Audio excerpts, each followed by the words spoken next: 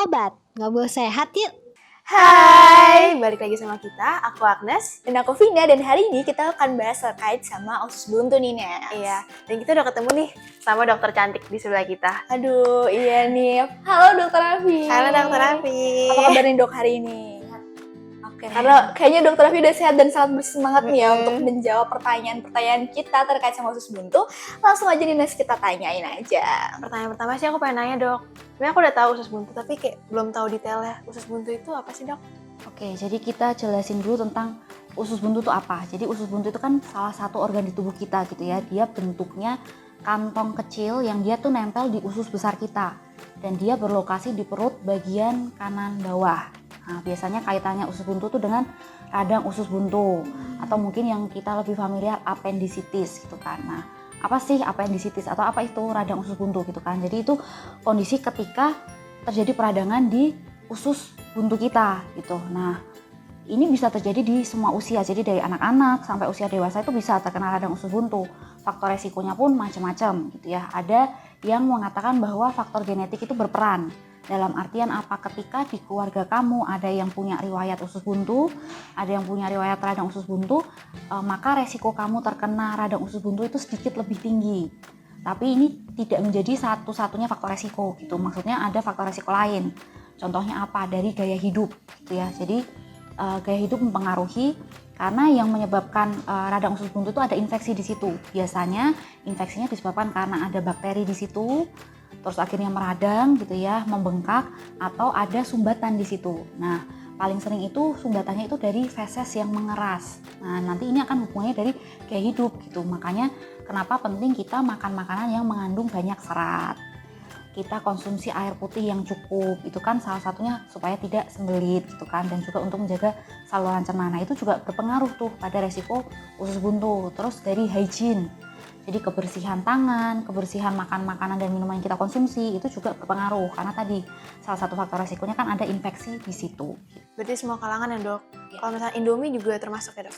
Enggak, jadi kalau ada yang ngatain makan mie terlalu banyak menyebabkan radang usus buntu, itu mitos ya. Jadi itu mitos, itu nggak benar ya. Jadi tadi penyebabnya itu karena memang ada sumbatan di situ yang bisa disebabkan karena ada patogen, ada infeksi, ada peradangan, atau tadi biasanya ada feses yang menyumpal di situ. Gitu. Terima kasih dok atas jawabannya, sangat menginin saya. Nah, selanjutnya nih ya dok, aku juga penasaran nih, kira-kira nih usus buntu membahayakan nggak sih dok bagi kesehatan?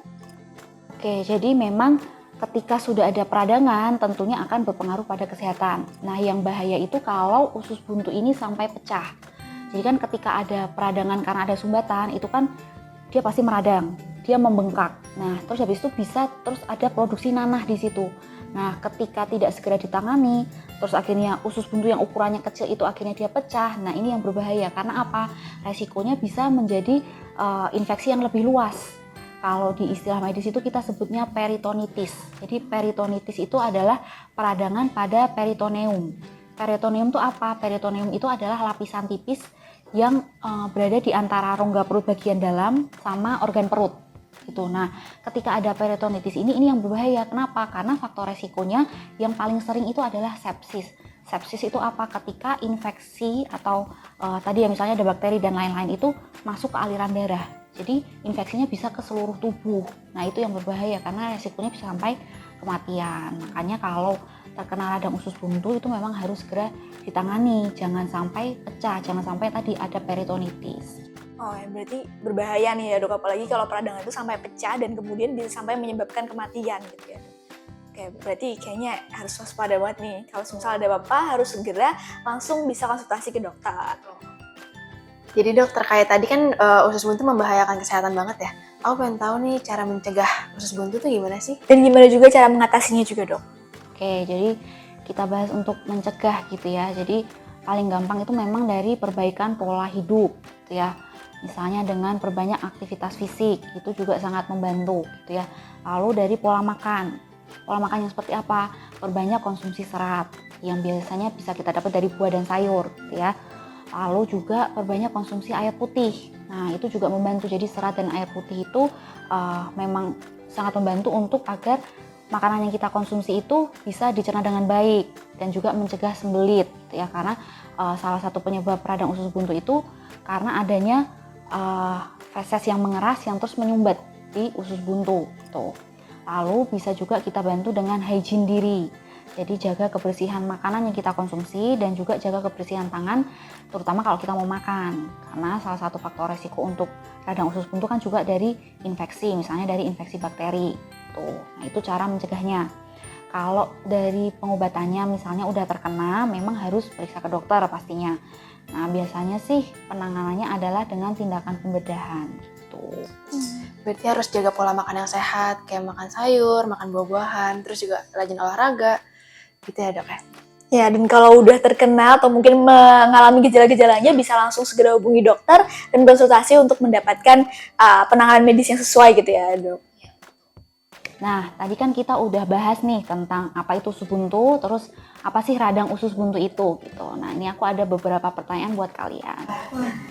Takut ya, tekan ya. Gampang-gampang, kalau kalian nyimak pasti bisa jawab. Nah, Oke, siap. pertanyaan pertama, apa itu usus buntu? Nah, yang mau jawab? Oke, Agnes, boleh. Usus buntu adalah organ kecil yang berbentuk tabung yang terletak di pangkal usus besar. Itu juga tempat terjadinya peradangan usus buntu. Nah, betul.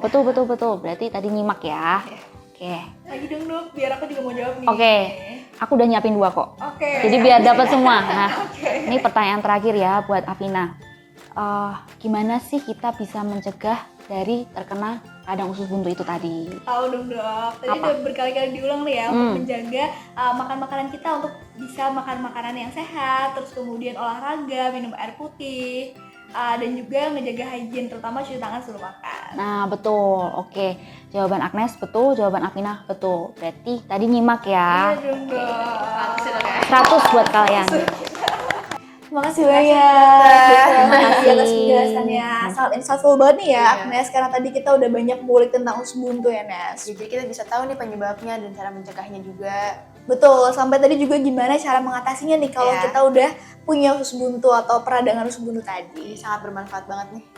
Iya, bener banget, Nes. Kalau gitu kayaknya kita udah saatnya menutup section kali ini, Nes. Kita pamit undur diri. Semoga apa yang disampaikan tadi juga bermanfaat. Betul banget. Jangan lupa untuk like, subscribe, dan juga komen.